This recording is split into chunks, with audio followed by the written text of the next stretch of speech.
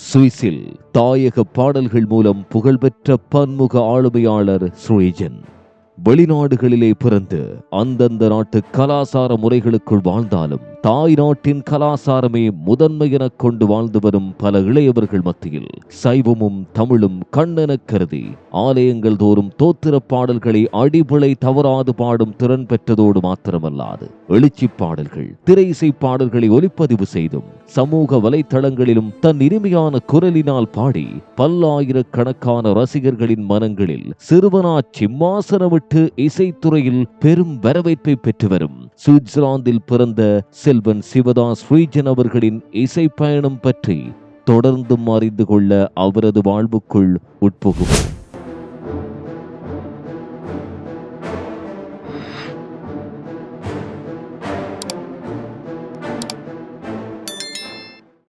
திருமதி சிவதாஸ் சுதர்ஜினி இணையரின் இளைய மகனாக ஸ்ரீஜன் பிறந்தார்.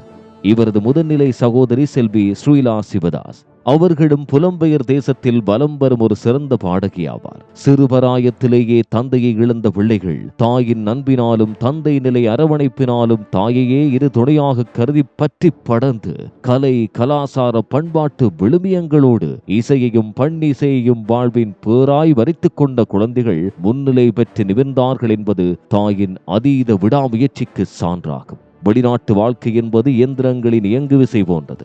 அதற்குள்ளும் பிள்ளைகளின் இசைத்துறை மீதான ஆர்வத்தை கண்ணுற்றதாய் அதற்கான வழிகளை திறக்கலானார். சிறு வயதிலேயே ஒரு பாடலை கேட்டவுடன் அதை அப்படியே ஒப்புவிக்கும் திறன் ஸ்ரீஜனிடம் இருந்ததால் தேவாரங்களை முறையாக போதிக்க பயிற்றுவித்தனர். இதன் பலனாக 3வது வயதிலேயே ஆலயங்களில் திருமுறைகள் ஓதும் பணியில் ஈடுபட ஆரம்பித்தார். இவ்வாறாக சிறுவயது முதலே இசை ஆர்வம் பெருக பெருக தெய்வீக பாடல்கள், திரை இசை பாடல்களை சுயமாக கிரகித்து தன்னார்வத்தோடு பாடத் தொடங்கினார்.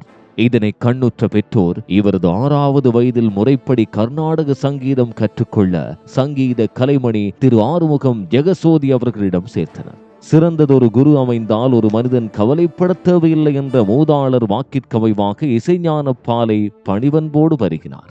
இவர் சங்கீதம் கற்க ஆரம்பிக்கும் முன்பே இவரது தந்தையார் நோயினால் பீடிக்கப்பட்டிருந்தார். இசையை கற்கத் தொடங்கிய ஓராண்டு காலத்திலேயே நோயோடு போராடிக் கொண்டிருந்த இவரது தந்தை இறை அடியில் நித்திலமானார்.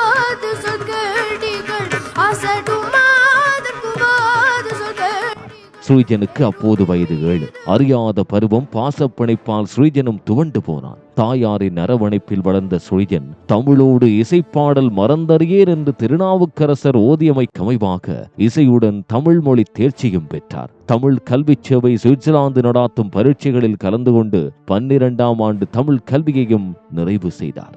இவர் அனைத்துலக தமிழ்கலை நிர்வாகத்தில் பரீட்சைக்கு தோற்றி கர்நாடக சங்கீத வாய்ப்பாட்டில் ஆசிரியர் தரத்தை நிறைவு செய்தார். இதற்கு இவரின் குருவுடன் இணைந்து ஆக்கமும் ஊக்கமும் கொடுத்தது திருமதி ஜெயகௌரி ஜெகசோதி, திரு ஜெகசோதி நிரூஜன் அவர்களும் ஆவார். இவருக்கு தோல்வாத்திய கருவிகள் மீதான ஆர்வமும் மேலோங்கி நிற்க அதன் வெளிப்பாடாக மிருதங்க ஆசான் திரு கார்த்திகேசி விவேகானந்தன் அவர்களிடம் மிருதங்கத்தை முறைப்படி பயின்று இவ்வாண்டு அதற்கான ஆசிரியர் தரத்தையும் நிறைவு செய்யவுள்ளார். ஸ்ரீஜன் ஓவியங்கள் வரைவதிலும் மிகுந்த ஆர்வம் கொண்டவர். அதிலும் எண்ம ஓவியங்கள் வரைவதில் அதிக ஈடுபாட்டை காட்டி வருகிறார். 2018ஆம் ஆண்டில் IBC தமிழ் தொலைக்காட்சி சேவை உலகளாவிய ரீதியில் நடாத்திய தங்க தமிழ் குரல் தேடல் திரை இசை பாடல் போட்டியில் பங்கேற்று 3ஆம் இடத்தை வென்றார். இவர் இறையை புகழும் பண்ணிசையை எவ்வாறு கனம் பண்ணுகிறாரோ அதே போன்று மண்ணுக்காய், மக்களுக்காய் தம் இன்னுயிர் ஈந்தவர்களை புகழும் தாயக பாடல்களையும் மதித்து மான் பேற்றுகின்ற பெருமைக்குரியவராகவும் இருக்கிறார்.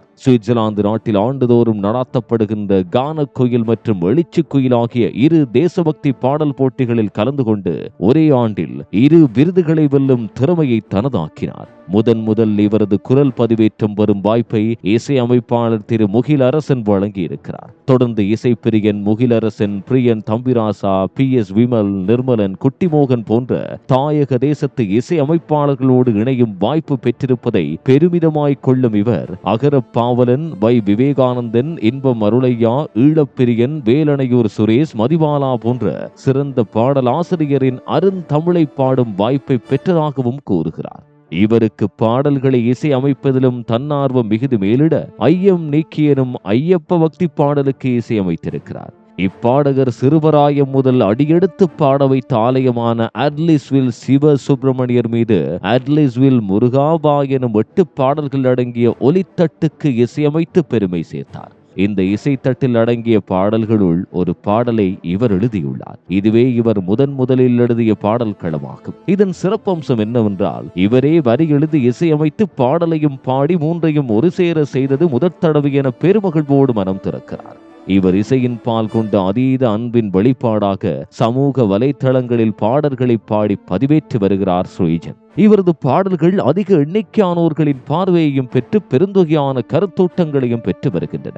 இசைஞானி இளையராஜா, பாடும் நிலா SP பாலசுப்ரமணியம் இவர்கள் இருவரும் தனக்கான இரு விழியை போன்றவர்கள் என இசை மீதான மேலாண்மையை வெளிப்படுத்தும் விதம் இசை மீது கொண்டிருக்கக்கூடிய ஆழ்மன பற்றுறுதியை தொட்டு நிற்கிறது. தமிழர்களுடைய பாரம்பரிய பன்னிசையும் அருந்தமிழ் சொத்துகளான பன்னிரு திருமுறைகளையும் எமது இளைய தலைமுறையினரிடம் கொண்டு சேர்க்கும் உன்னத நோக்கத்தோடு இவ்வாண்டின் மே மாதத்தில் ஒரு புது முயற்சியை ஆரம்பித்திருக்கிறார். அதை நோக்குமிடத்து தேவாரம், திருவாசகம், திருமுருகாற்றுப்படை போன்ற பன்னிரு திருமுறைகளில் அடங்கும் பாடல்களையும், திருப்புகழ், அபிராமி அந்தாதி, கந்தளரங்காரம் போன்ற சமயநெறி பாடல்களையும் பாடி அதனை தமிழிலும் ஆங்கிலத்திலும் வரிகளாக்கி அதன் தமிழ் பொருளுரையையும் ஆங்கில மொழிபெயர்ப்புகளையும் இணைத்து காணொளியாக சமூக வலைத்தளங்களில் வெளியிடுவதே இந்த பெருமுயற்சியாகும். இதன் வழி இளைய தலைமுறையினருக்கும் எமது தொன்மையான நூல்களை பற்றிய அறிதலும் விழிப்போடு கூடிய பற்றுதலும் பெருகும் என நம்புகிறார். இவரது தாயார் பிறந்த ஊர் திருகோணமலை என்பதால் என்னவோ திருமலை மண் மீதும் அங்கு கோணாட்சி புரியும் திருக்கோணேச்சரர் மீதும் தனக்கு சிறுவயதிலிருந்தே பக்தியை தாண்டிய ஒரு காதல் தன் ஆழ்மனதில் குடிகொண்டிருப்பதாகவும்,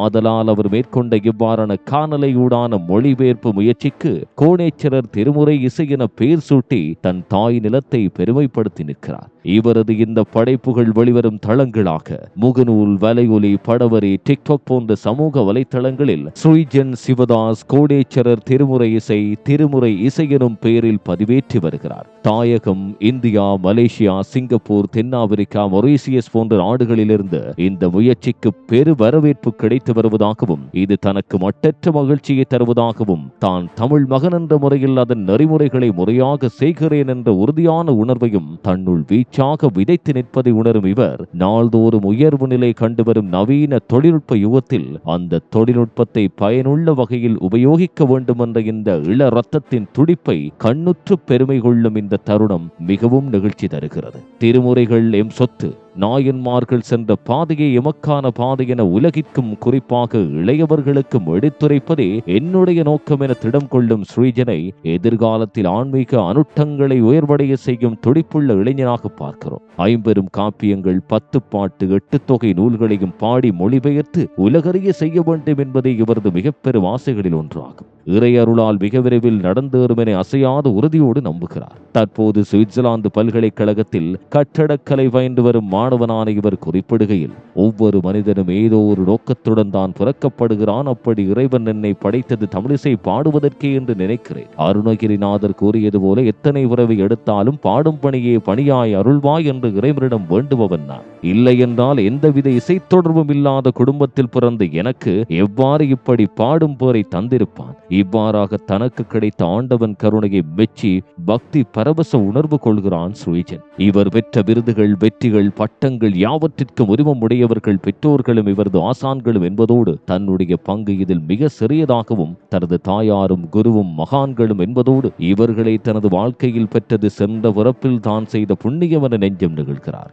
வெளிநாட்டு கல்வி முறை, தொழில் கல்வி முறை, இதர ஆர்வமிக்க துறைகள் அத்தனைக்கு முகம் கொடுத்த ஒரு இளைஞனாக இத்தனை சுமைகளுக்குள்ளும் சதா தமிழ் வாழ அதன் பண்பாட்டு நெறிமுறைகள் ஓங்க ஆலயங்கள் தோறும், சமூக வலைத்தளங்கள் தோறும் தமிழையும் அதன் பெருமைகளையும் பேணி பாதுகாத்து தன் வயதுடையவர்களிடம் கடத்த துடிக்கும் இந்த இளைஞன் அபூர்வமான தேடல்களில் ஒருவர் ஆவார். கையடக்கத்திற்குள்ளே கொட்டி கிடக்கும் சமூக வலைத்தளங்களூடாக உலக பரப்பெங்கு மூலை முடுக்குகள் தோறும் மூழ்கி வாழும் இளைய தலைமுறை பகிர துடிப்பதென்னவோ பெரிதும் பலராலும் விரும்பப்படாத பதிவுகள். இந்த நவீன வசதிகளை தேவையற்ற பதிவுகளால் நிறைத்து நிற்கும் இளையவர்கள் இந்த முன்னோடி இளைஞர் போன்ற முயற்சிகளை முன்னெடுத்தால் தமிழும் அதன் பண்பாட்டு நெறிமுறைகளும் அழியாது வாழும். அந்த வகையில் இவருக்குள் இருக்கும் ஆற்றலையும் அது சார்ந்த படைப்புகளையும் இந்த சமூக பெருவழி பெரிதும் வரவேற்று பயன்பெற வேண்டும் என வேண்டுவதோடு ஸ்ரீஜனின் துடிப்பான இந்த முயற்சிக்கு எம்மால் இயன்றவரை நாமும் கரம் கொடுத்து உதவுவோமாக.